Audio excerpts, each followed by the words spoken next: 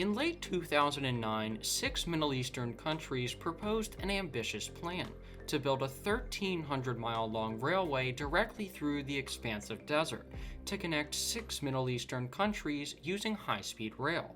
At the cost of over $250 billion, the project would have been one of the biggest in Middle Eastern history.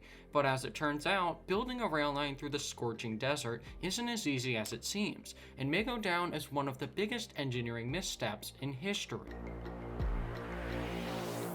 The Gulf Railway project was approved back in 2009, when 6 Middle Eastern countries from the Gulf Cooperation Council agreed that they would contribute to the completed rail line.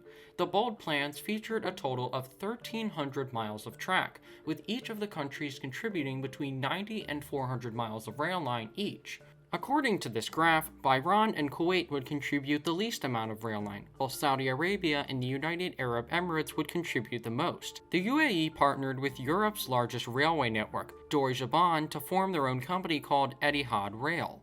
At the time when the project was proposed, Saudi Arabia was the only country to have current railway infrastructure, with everywhere else building it from scratch. The Gulf Cooperation Council believed that this new plan could help move freight between the 6 countries, and eventually, when Etihad Rail was connected, the line could serve as a passenger train as well.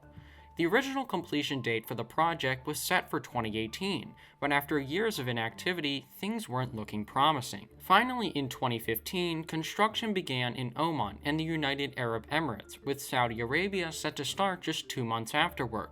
But with each country at a different stage of constructing and developing the new rail line, the 2018 completion date just didn't make sense. In addition to the project being in various stages of development based on each individual country, oil prices had begun to plummet since the project began, which limited funding and questioned the overall need for this massive rail line.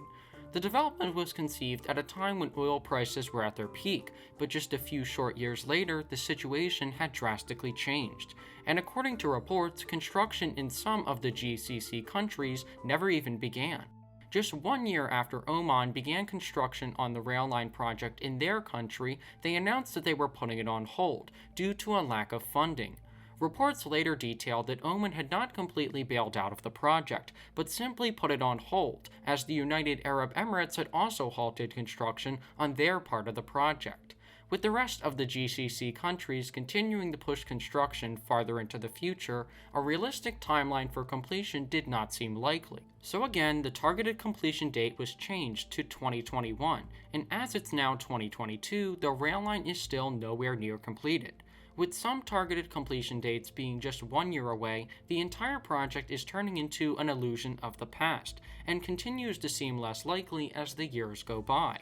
With current estimated completion dates of somewhere between now and 2025, what's left for this massive project, and will these 10-year-old development plans actually be fully executed? The current stage of this development does not make the outcome look promising. Stage 1 of the project had one simple goal, which was to build and connect the rail line through all 6 countries to move freight and materials across the borders.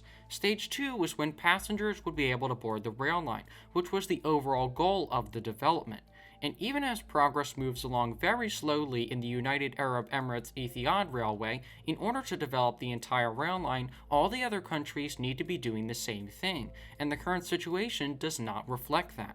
With new Middle Eastern development projects taking shape as part of the 2030 and 2040 plans these countries have set out, it seems as if the GCC railway was a project of the past, and may never end up leaving the drawing board, or even becoming a reality within the next 10 years. As of writing this video, it seems as if there is more confidence in the Etihad Railway in the United Arab Emirates than the overall GCC railway actually being completed, with recent reports stating that this new rail line will completely transform the United Arab Emirates. And since the Etihad Railway will cost around $11 billion, it seems like a more realistic project to be completed, based on the fact that it's way less expensive than the GCC railway. In 2009, when plans were enacted to build this incredible rail line, the countries involved were prepared to undertake such a large project.